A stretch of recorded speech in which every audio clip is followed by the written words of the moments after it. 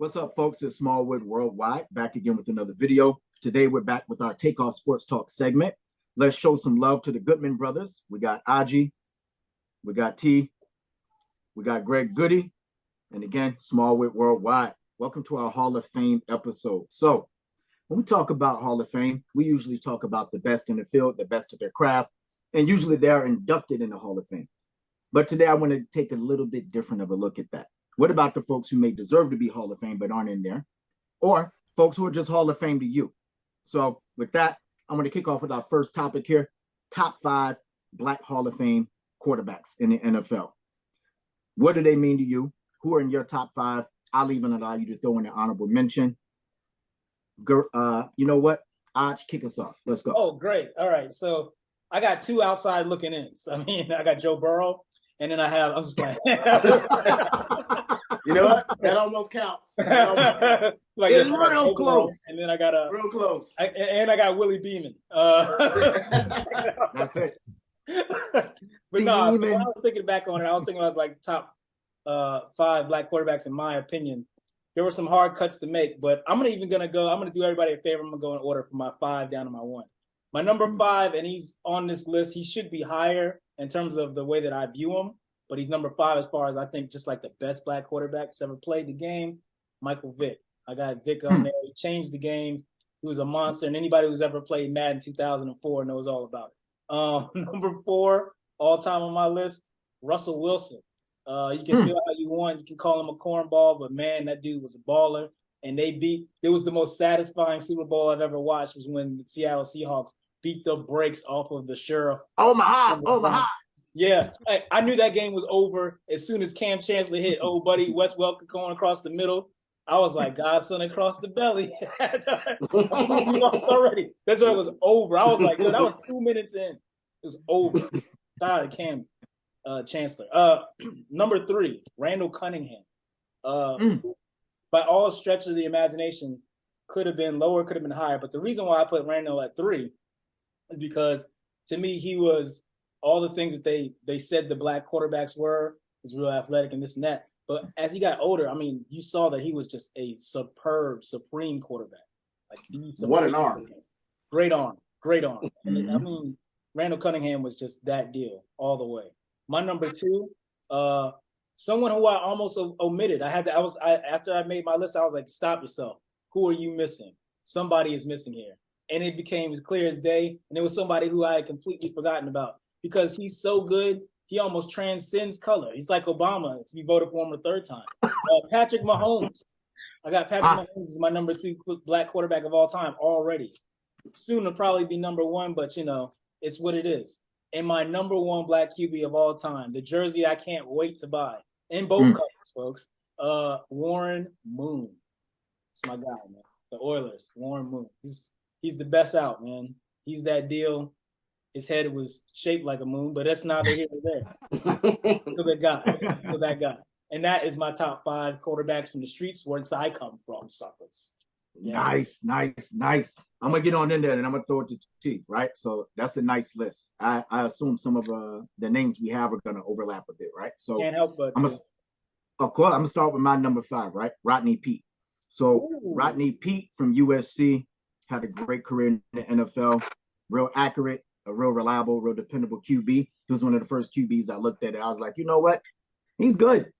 If I was a quarterback, I'd want to be like Rodney Peete. So I love Rodney Peete, and he makes my number 5. Number 4 is going to be a guy that we've already talked about, Randall Cunningham.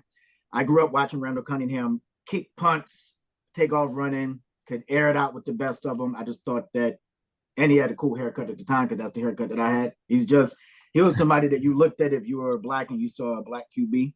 This is the dude you wanted to be. And I still got to get a Randall Cunningham throwback jersey because that shit is fresh as fuck. So my number 3, Warren Moon.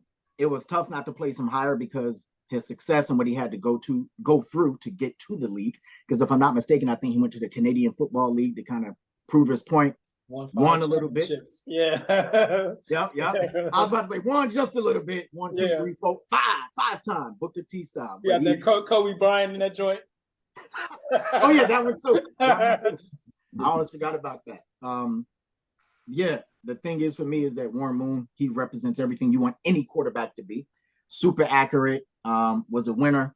And I just wish that he'd had more time in the NFL because I think he would have won a Super Bowl for sure. My number 2 on this list is Michael Vick, number 1 overall pick. There was a guy out of Virginia that everybody talked about called Ronald Curry, right? And at the time, I just got back to stateside, and I was like, yo, this kid is nasty, yo. But there was somebody else I watched at Warwick High School, and he's a little older than us, but I said, this motherfucker is nastier. Like, I've never seen, you see him here, and then he's in the end zone. You're like, how did he do that? And he had an arm, and not just an arm. I don't think at that time I'd ever seen a left-handed QB like throw like that. Like, it was like Steve Young on steroids. Yes. Because people don't talk about Vic. Vic has a laser. They got a cannon. Yeah. And I watched him at Virginia Tech. Single-handedly almost beat Bobby Bowden's team in the national title game. I was like, nah, Michael Vick is that guy, yo. I only wish that he'd been surrounded with better weapons, you know, outside of Algie Crumpler at tight end and work done. Because I look at cats today, like Joe Burrow, look at the weapons he has. Can you imagine Michael Vick with Jamar Chase and what's 85 name? I forget. Higgins. T. Higgins. Like, what? And Joe Mixon in the backfield who can catch passes. Man, listen. Atlanta would have tore shit up, yo. It would have been insane. So Mike Vick is definitely my number 2. He would have been my number 1. But when I was a kid, right, the reason why we got to stuff like this, championships, what have you, right? There's a guy that my father put me in. I think we were living in Italy at the time.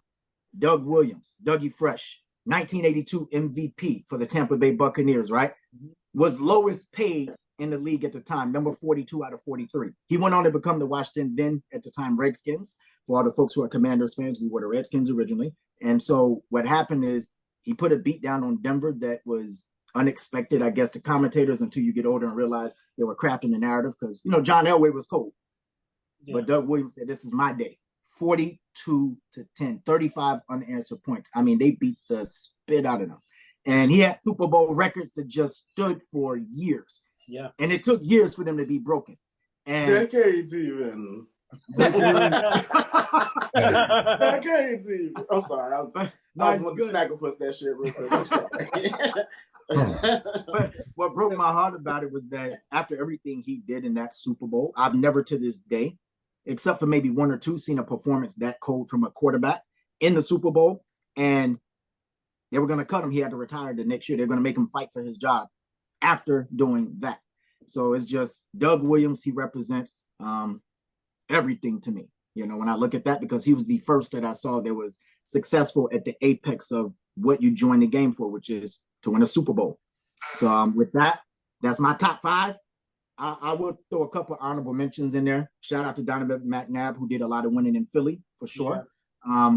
And with that, I'm gonna pass it to T. What you got? Hey, fellas, great lists. I'm not gonna bother with honorable mentions because they're already on you guys' list. So I'm gonna try to bring Burrow. Wow. Some different ones. Well, Burrow, yeah, he's but number 5, I'm actually gonna go with I'm gonna go with Cam. He's number 5 on my list, Cam Newton. Because of what he meant to the game. He did make it to a Super Bowl. He didn't win, but he also had he won an MVP, right? And he was strangely, he was a great quarterback, but he wasn't especially great at throwing. Right. You know, even interviews and all this kind of, I mean, the guy just had it, right? You know, like, he made me proud. So he's my number 5. Number 4, I'm gonna go with Lamar, actually. Even though he's now Lamar Jackson. Watching the game of football, I've never seen some of the moves that this guy throws out there. He just, every time I watch him play, he blows me away. And I don't get this narrative about him not being able to throw. That's not what I see. Yeah. You look like he can throw to me, and every time he gets hurt, he's in the pocket, right? So he doesn't get hurt out in the open field. So I got Lamar in there. Let me see, who else did I have? My number, what am I on? 3? 3 was Steve McNair, actually. Oh man, that's another Steve one. McNair was a really great. Oh shit, I forgot about McNair. Good show. I knew I was forgetting cats, man. How the hell you forget about McNair? I was just going through like the annals of history and like the greatest Super Bowl ever. That was the greatest Super Bowl ever. That was a great Super Bowl. Yeah. And that between that and his MVP, puts him on my list for sure. Aaron McNair. Name. Yo, you got the MVP for that, yo. I forgot about that. Yo, he had Cam too, Antoine. That's crazy. That's a good list. I know. That's a good list. I know. Thank you. My last two have already been said. Number 2 is Warren Moon, just because he's Warren Moon. I'm not going to go into that. Number 1 is Mr. Patrick Mahomes. I mean, if the guy walked away right now, he'd be real Hall of Fame. Oh, yeah. He's one of maybe 2 black quarterbacks to win a Super Bowl. I'm trying to think if there's been any others. 3. Okay. One of 3. He's managed to get all these accolades, including MVP, Super Bowl MVP, in his first, few years in the league. I mean, this guy is one of the few that is as advertised. You heard all this hype about him beforehand. And you're like, we'll see.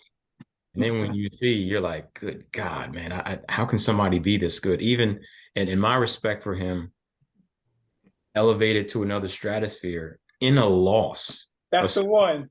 That's the one. Absolutely amazing. I've never seen anybody. I mean, the never give up in this guy, the never say die attitude. People were dropping past. I mean, I got to say, I would have been too surprised to catch a 2 for somebody who's literally in the air horizontal and throws it like 30 yards. I mean, it probably hit me in the face mask too, right? Did you ever hear the Tampa Bay defense, the audio during that game? They were like, how the hell did he get that ball off? Like, what is going on out here?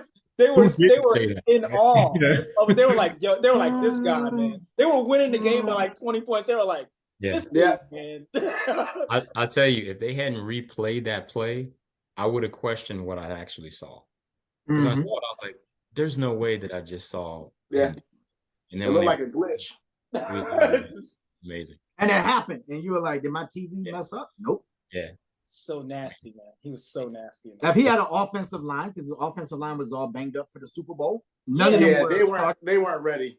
They had an offensive line that was banged up, and their coach's head wasn't in the game because his son was probably about to go to the rest of life. It was a whole lot of factors in there. It was crazy, man, because I didn't even know that their line was messed up. That's how good Patrick Mahomes is. Their line had been messed up. I didn't even know about it. It was like, he had no starters. Yeah. I was like, of course the Chiefs are gonna win. That was not even the question. I was like, they got Patrick Mahomes. What are you ridiculous? So have you guys ever seen a situation where the offensive line was exposed but the quarterback was not? Because I hadn't before that game. No, I have not. Never. No. Not in a game that important, no. Yeah. No, because not in a game that important. Even in the Panthers Super Bowl, right? Matt Khalil kept getting beat by Von Miller in the same bull rush time and time again. And I was like, yo, are you going to just let him get free shots all game? Because cats were blaming Cam. And I'm like, the guy's a swinging door. He has the nerve after the Super Bowl. Oh, I'm sorry. I let Cam down. Bruh, you didn't just let him down. Like, you got mollywop. You at least trip him. Get a holding call. Do something. Like, jump on his back. Like, do something. He let him get in every time. Untouched. Go watch that Super Bowl. Von Miller was taking Cam's head off at a rate where Cam could be in shotgun and the ball's just getting to his hand. It's like Von Miller's like, hey, what's up? You ever remember the movie with the Flash? He's moving and everything's in slow motion. That's how that shit was. It was But that's my top 5, fellas. That's a great top 5. Yeah, you would have thought, it was a good top 5. Amazing. Thank you. Amazing. Well played. All right, I'm going to start with my honorable mention. And my honorable mention is unorthodox, Allen Iverson. Allen Iverson would have been Michael Vick had he decided to play football instead of basketball. He was cold. If you go back and look at his high school highlights, monster. Complete monster. Michael Vick based his game off of Allen Iverson. Off of Allen Iverson. Yeah.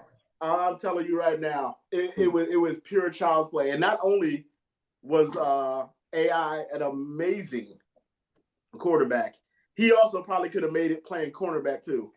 Cornerback or free safety. Yeah. Allen Iverson was, I'm telling you right now, if he had decided to go that route, he'd probably be a top 5 quarterback right now. Because he's tough as nails. He's tough as nails. He's super fast. He could probably, in high school, he was throwing 60 yards in the air all air, 60 yards.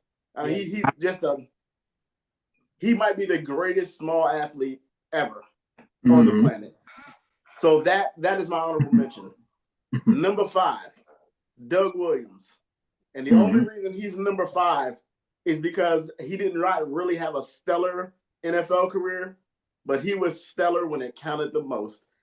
That was the first real, genuine ass whipping I had ever seen in a Super Bowl. In a Super Bowl, yeah, you're right. It was right. just amazing. And look, and I was like, we were the team formerly known as the Redskins. We were fans of them. And I was also a fan of the Broncos. So either way, I was happy. But you throw a black quarterback on there and him breaking all the records and being the best. I mean, you couldn't write a better story than what happened for that man. Yeah. He wasn't supposed to start. He ended up starting. He wasn't even supposed to be decent when he started, and he was just on fire. It's almost like they had no game tape and had no idea who he was. That's how easily he was getting things off. I think he scored, what was it, 30? It was 35 to like 3 or 7 at halftime. Yeah, 35 to 10. 35 to 10. Because it was like 10 to 7, and then all of a sudden the floodgates just opened up. Gary Clark. You know what I'm saying? The posse, yo, Ricky Sanders and all of them, man. Ricky Sanders, Art Monk, Gary Clark. Oh, Art Monk, man. Murder. But it wasn't even that they were scoring that much. It was the way that it was happening. It looked like Tecmo Bowl. It was an onslaught. He dropped back 3 or 5 steps and then launched it, and it was a touchdown. Literally every time he threw it, damn near. It was amazing. So that there is my number 5 pick. My number 4 pick, Randall Cunningham. Just because, he was the first guy that I've ever seen with that level of athlete at quarterback playing that position. I mean, he was very elusive, very strong arm, and a lot tougher than people give him credit for. He's basically the Michael Spinks of quarterbacks. It was like, you didn't expect him to win, but he won. Like Michael Spinks of quarterbacks. He's impressive, man. Number 3, Russell Wilson. And the only reason Russell Wilson's number 3 is because he should have 2 Super Bowls instead of 1. That's a fact. Talk about it. It was just a bad call. He's one bad call away from actually probably being number 1 on this list, to be honest. Russell Wilson, while in Seattle, I knew. I'll put it to you like this: when Russell Wilson first got on the team, and this is when Green Bay had just traded. It was Green Bay who traded their backup to Seattle, right? Yes, they gave all that money. I saw Russell Wilson in the preseason. I was like, oh, he's got this job. As soon as I saw him out on that field, I was like, oh, he's got this job. And he had not disappointed. The only time Russell Wilson is disappointed is literally this year. Yeah. He's had 10 years of excellence under his belt. And look what happened when he fired the coach, Hackett, who should have been doing better. He started doing better immediately. He looked just like Russell Wilson of old immediately. Yep. So I think next year Denver might be a problem. Not a problem. They'll be decent. But Russell Wilson, I mean, there's nothing he can't do on the field. He's a very accurate passer, plays really smart, and when he gets going, he's on fire. He's really good. What was that? That's number 3, right? Number 2, Michael Vick. Yes. Look, there's no way to explain how incredible Michael Vick was as a quarterback when he came into the league.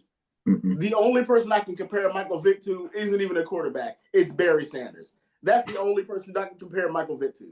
Yeah. If he hit that corner on you, it was pretty much a wrap. It was a wrap. And if he had actual real-life receivers when he was in Atlanta, there's no telling how far they would have went.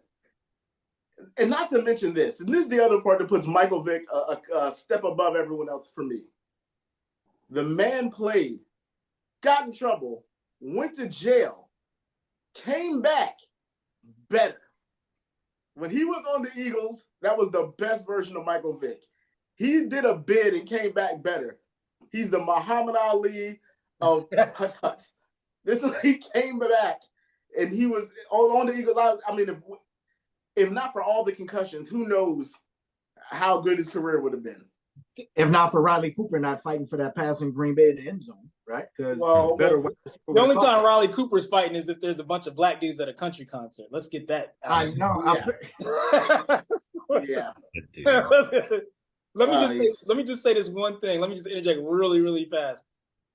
Everybody was talking about the greatest game ever seen. The greatest game I've ever seen played by a quarterback was Michael Vick versus the then Washington team. Redskins. Yeah. They came out and he dropped that bomb to Deshaun Jackson in like the first 3 seconds. I mean, that was the and it was just I've never actually seen a quarterback, a defensive NFL player give up on a play until I watched that game. Like a dude, he had ran out of the pocket. They tried to corner him. He ran back the other way. The dude, he had a chance to get up. He was like, "I'm just laying down, dog. You got it."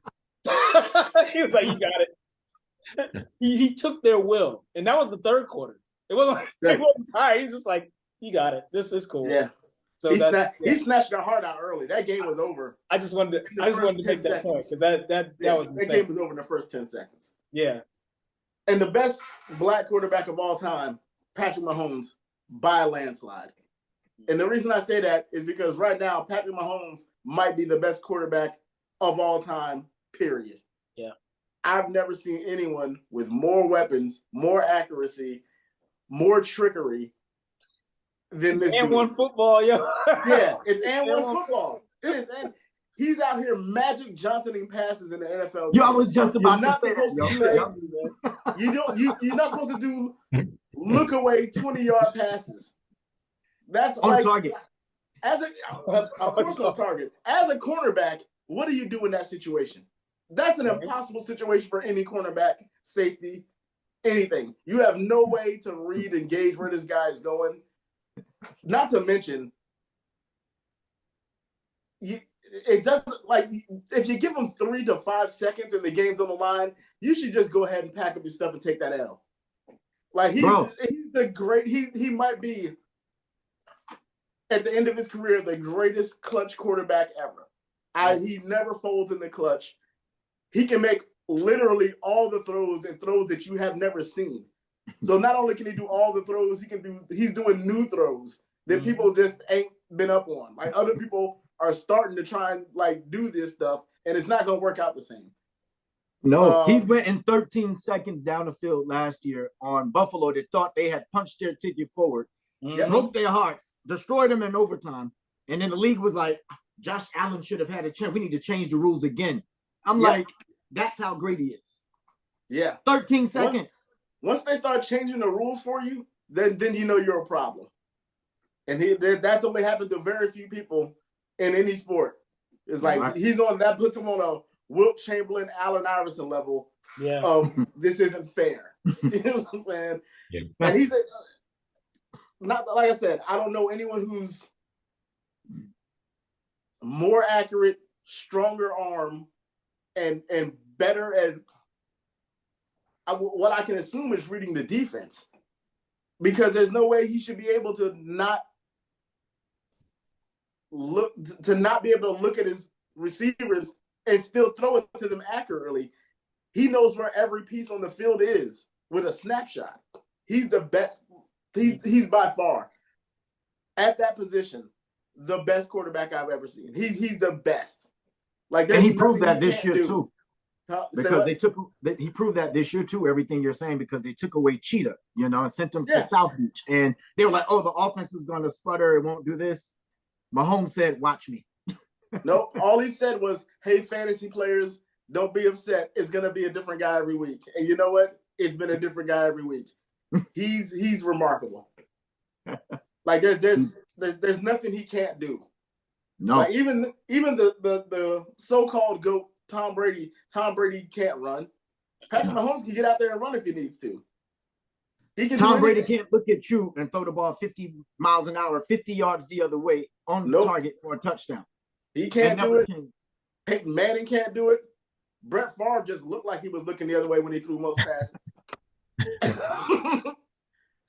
Brett Favre was in the crowd like, is that a welfare check I can steal? Hold up. Yeah. Brett Favre, that's a whole other conversation of people undeserving of all their accolades and such.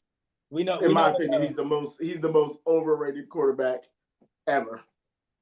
Exactly.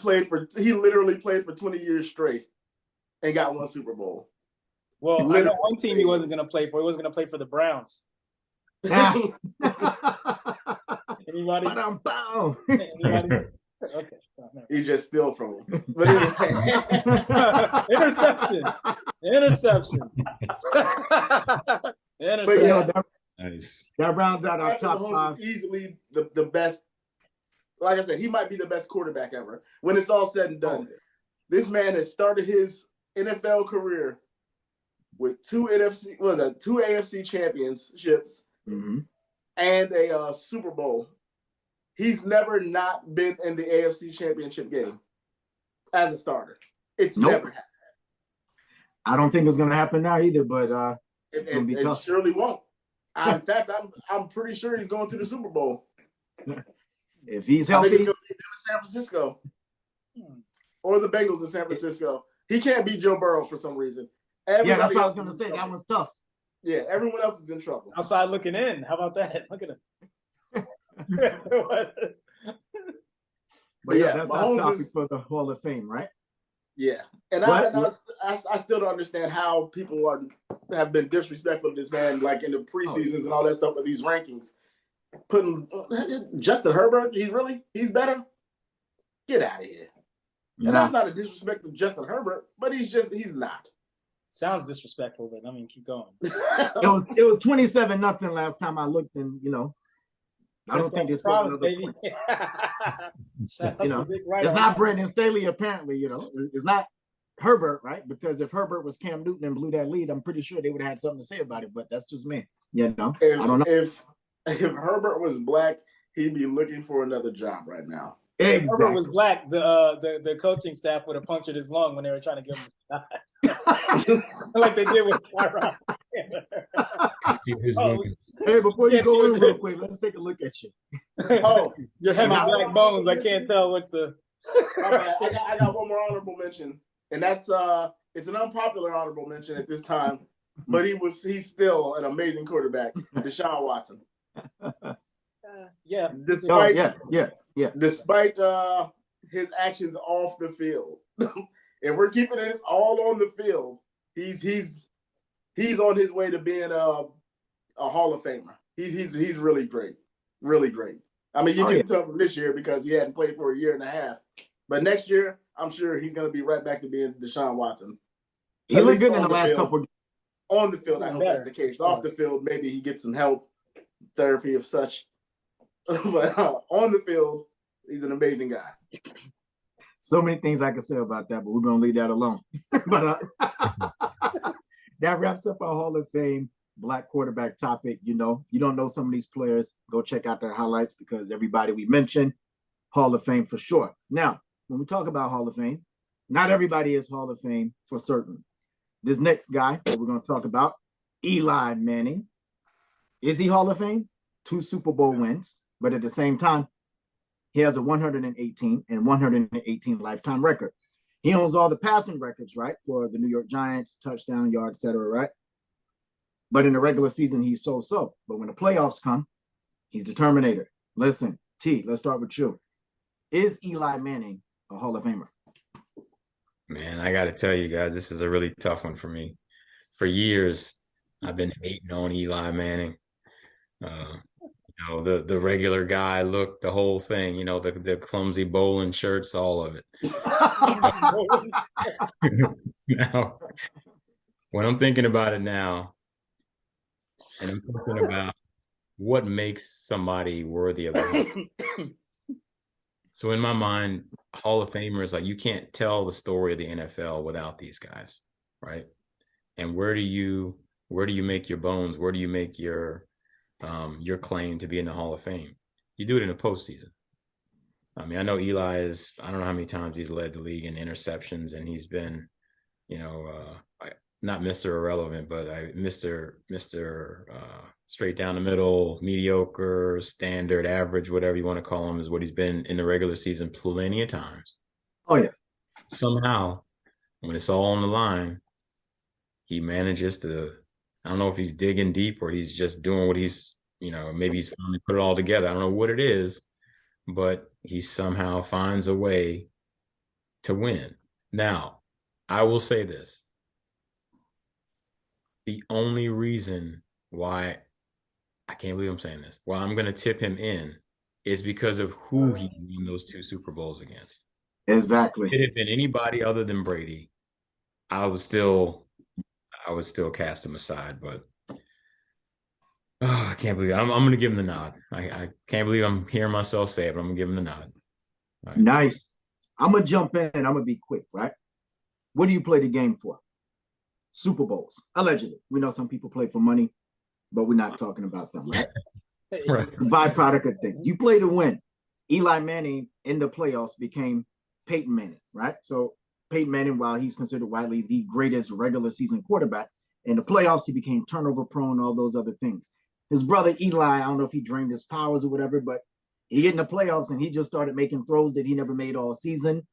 He was not turning the ball over. He wasn't careless or reckless. And he had actually, even the year that the Giants were on the yacht with Odell and all of them, and they lost that game against the Packers, all his passes were on point. They were just dropped.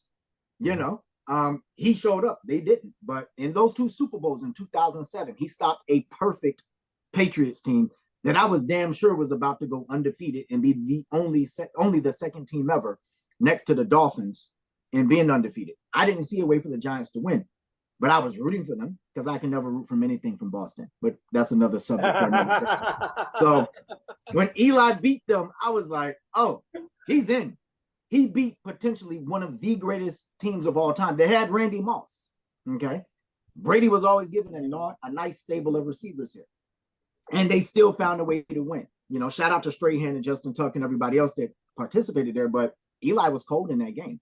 And if you remember that 4th down play, he was getting sacked. And the dude, pretty fucking strong, jerked him back. He got out of that. Threw an impossible pass that was caught on the helmet. Okay. That stuff that's made of legends. 2012, Brady think he's about to get some revenge. Eli says, goes out there again, beats him. 4 more points this time. I think that was 21-17 or whatever. But whatever it was, he would always deliver clutch and come up and have these immaculate runs to the Super Bowl. And when he got there, you knew what you were getting. And I just thought that, look, we can talk about statistics all day. I mean, I talked about Captain Crunch, Kirk Cousins, for the regular viewing audience that don't know. And he has some beautiful stats, right? Stats, great stats, beautiful stats. Nothing to show for it. Eli Manning has the hardware. MVPs in the moment where it counts. And 2 wins over 2 of the greatest teams ever. And one of the guys that is considered to be probably the greatest QB ever by NFL purists. I have a different debate about that, as Patrick Mahomes, I think, like Greg highlighted in our previous segment, is just that guy. But the bottom line is Eli Manning, 2 for 2, 2 chains. He's Hall of Fame. Greg, I'll pass it to you and we'll let Aj round this out. Yeah, not to mention in that second Super Bowl, he saved them too. Because remember, he threw that dime on the sideline. It was like 30 yards down? Yes. Perfect pass, and they needed that pass. It was like, I want to say it was, it doesn't matter. Point is, he made a perfect pass at a time where you needed a perfect pass. Eli Manning is super clutch. Yep. Now, I will say this.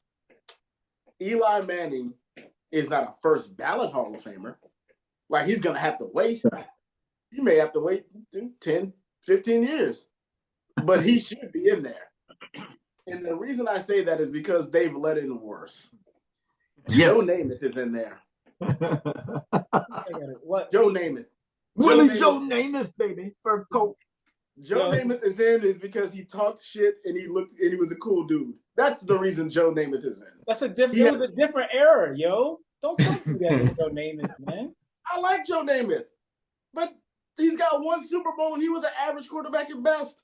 I'm gonna say Eli got two, and he's an average quarterback at best. I'm gonna say this once, Greg. He played for the Jets. That means nothing to me. What? He played for the Jets back in the 1910s. Okay, it's not the same. Okay, it's not quite the same. That curse was on them after Joe left. Okay. Oh boy, the Baltimore. But anyway, like I said, Joe Namath is in. Yeah, he's better than Joe Namath. Yeah, he's got 2 Super Bowls. I'm not saying he needs to be like no one's gonna watch that speech. No one's saying he should be in there the first. It's not a lock in as soon as he gets a shot, he's in there. But he's gonna be in there. He deserves to be in there because he did what was almost. He's like the second or third most impressive championship victory I've ever seen in my life. True. He's up there. Number 1 is LeBron James and his comeback. Number 2 is Tom Brady and his comeback against the Atlanta Falcons. And that's because, the reason why it's not more impressive is because, it's the Falcons. They just find ways to lose. Wow. They do. They were up on Colin Kaepernick, I think, in 2012, double-digit lead, and Cap came back and blew them out. Yeah. They just figure out how to lose. They're good at it. Like, if there's a competition, they need to go on the Biggest Loser. And they'd probably find a way to lose that, too. But anyway. But Eli Manning, he did undefeated Patriots team with a Tom Brady and a Randy Moss combination that was shattering records all over the place. Now, there should be more credit given to the defense than Eli Manning in that game, of course. Yeah. Michael Strahan and them, they went off.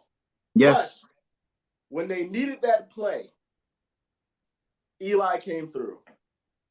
And when you go back and you look at all the highlights, when they talk about the game, nobody talks about how great the defense was. They talk about Eli Manning escaping that sack and throwing that ball to I forget who's the guy who caught the ball.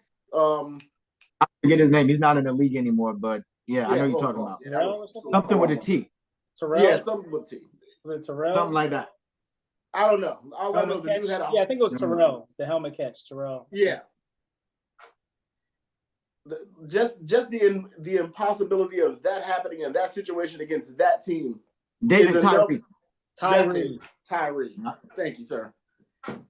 But just that happening to that team at that moment is that's like Twan said, that's the stuff that legends are made of, man. Now, regular season, he's 50%. He's the definition of average. But when the game's on the line and when it's really time to win, he's the one that makes it happen. And he did it twice against what can be called, at this point in time, the greatest quarterback of all times. 7 rings. Should be 9. Eli robbed him twice. 2 times. Got it. And one would have been a perfect season. I'll put it to you like this. I'm 100% sure if Tom Brady would have won that game with that perfect season, he's retired now. He's not even playing anymore. He's done. Yo, Arch, take us home with this topic.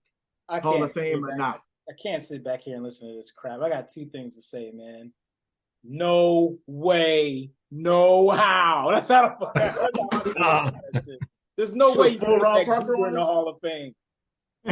Goober face. Listen, he's clutch. I'll give him clutch.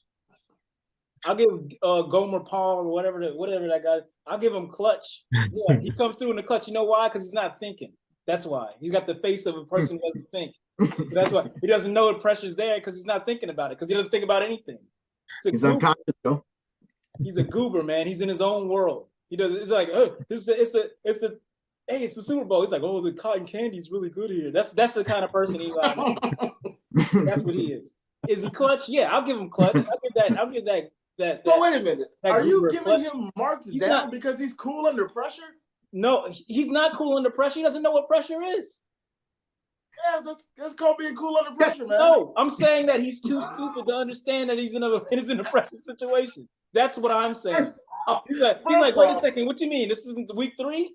Week 3? What's going on here? They're like, wow, you're so calm under pressure. He's like, well, I mean, it's just another game. When he says it's just another game, he means it because he doesn't know any better. I can't stand this guy, man. Look, hey, I said that I would never disparage Eli after he pulled off that thing, but this guy's been getting way too much credit, man. Now, I will say this. He is clutch. But let's remember, how many points did the Patriots score in that Super Bowl? Was it their league average? Was it like 28?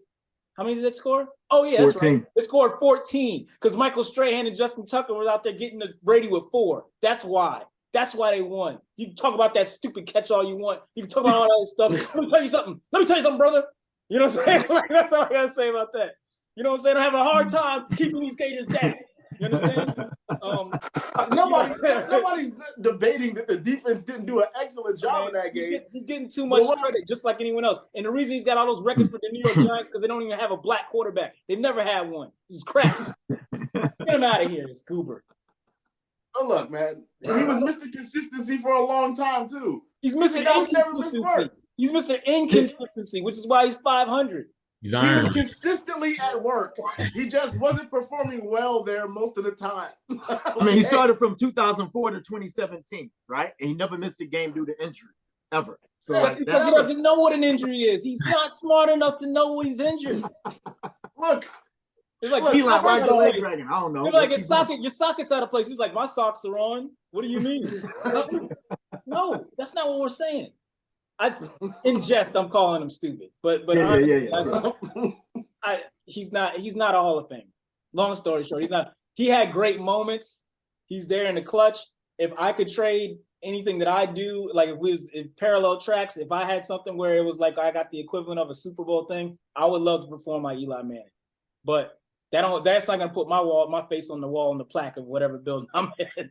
I mean, like, this guy doesn't deserve to be put in bronze forever. Come on, guys. It's ridiculous. I mean, what the hell are we talking about here? Can't spell elite without Eli. Get out of here. Get over yourself. Ladies and gents, our super villain origin story here. Disrespecting the hell out of Eli. But no. Yeah, this is what this is all about. A little bit out of order, man. You're a little bit out of order. I just couldn't take it anymore. Everybody giving him credit. Talking about, you got a bandit hat on. You got a bandit hat on. This is like Eli Manning's like full gump. He's not. He just looks that way. Okay, he can't help his face. He can't. It's not his fault that his face looks like that. He's figuring stuff out all the time. That's what that is. I don't want to go into it because I'll go into a whole tirade about how they always give the Mannings too much credit and all this other stuff, and that's not even take away from the sheriff. I'm just saying, okay? That's a topic for another day because I might agree with you on that. It's ridiculous. Well, you're both ridiculous right now. Go ahead. I don't know how many interceptions the Colts offensive line have thrown over the years.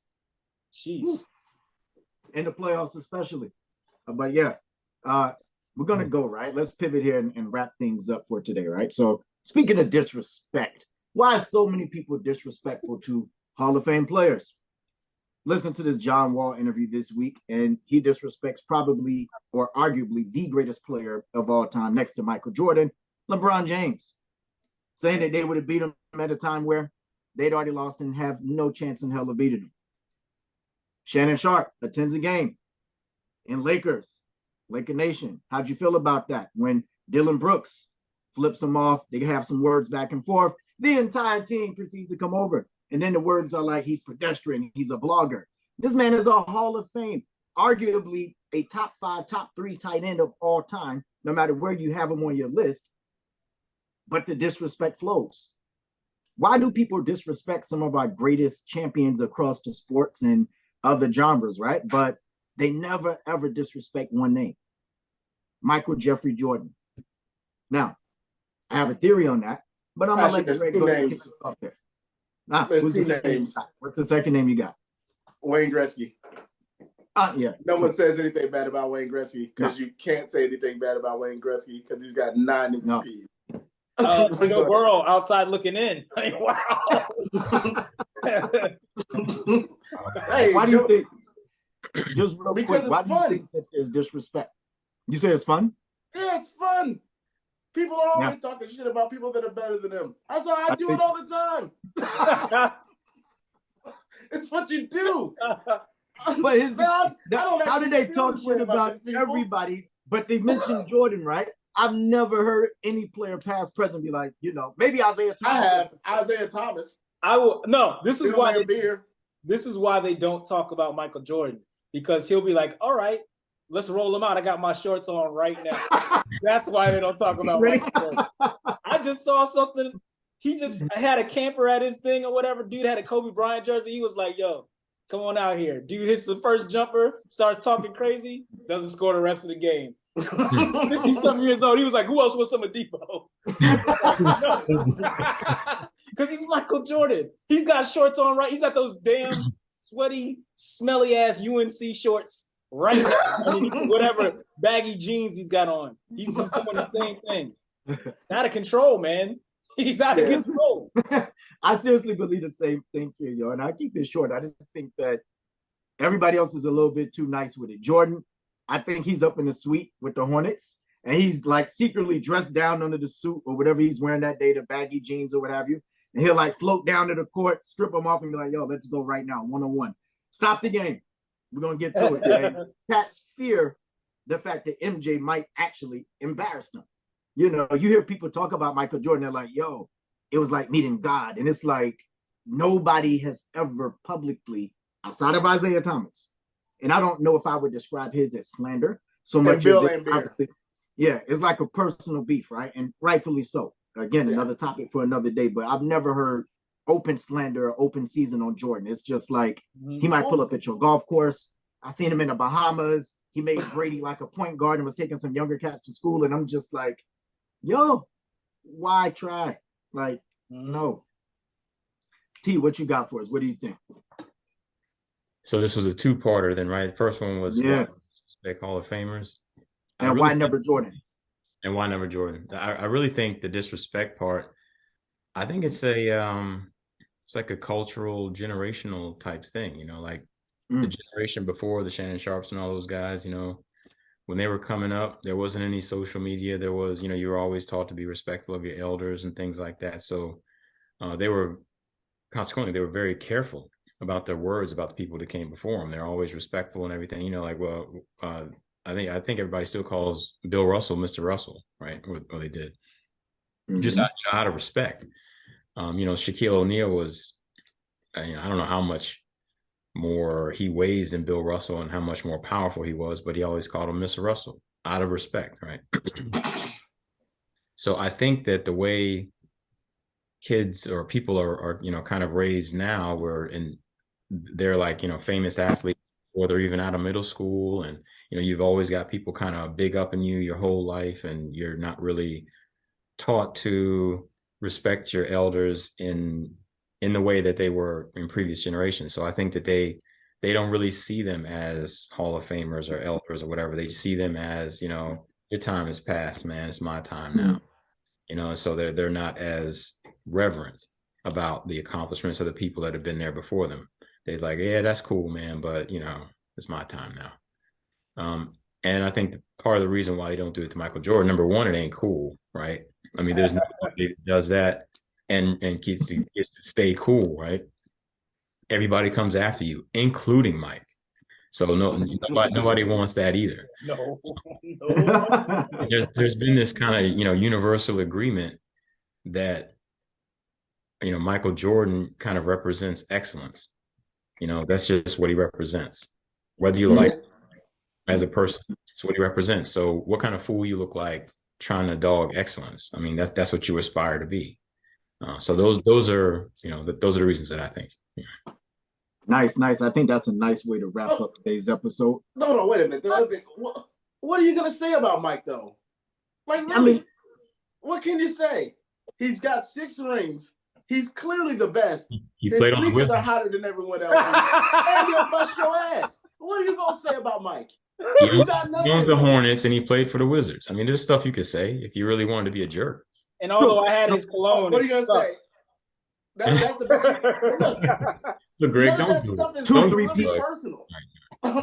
He'll take it personal, but it's not like it's a shot at Mike and his accomplishments. Like, there's nothing bad you can say about him. What are you gonna say? Well, I mean, you handsome, successful bastard. You like, what are you gonna say? Well, I mean, when it comes to Shannon Sharpe, what is there to say about him?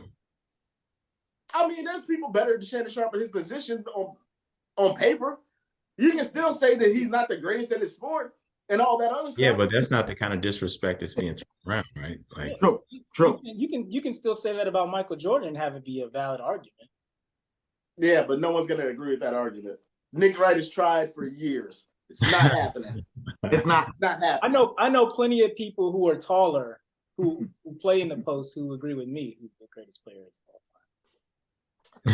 time. The point is that you can talk shit to everybody, but there's nothing bad to say about Mike because there's nothing bad that you can say about his game or really his life. What are you gonna say? The man's phenomenal. There's no question. 6 final MVPs, 2 3-peats. I got two things I could say to him. Bad boy. Bad boy. Bad boy. Yeah, I love that team. Fair enough. He never beat Larry Bird either. He ain't never beat Larry. True. That's a true statement. Yeah. No matter where you fall on the list with Hall of Fame, listen, if you're not top 3, top 2 at what you do, you might fall in the Hall of Shame. I want to thank the Goodman brothers for coming out today for our episode of Hall of Fame. Some of these topics are going to translate to our next show because I guarantee you there's a lot more to say. It's going to get spicy. Until then, enjoy your week. Have an amazing time. And we'll see you again on our next TakeOff Sports Talk. Peace.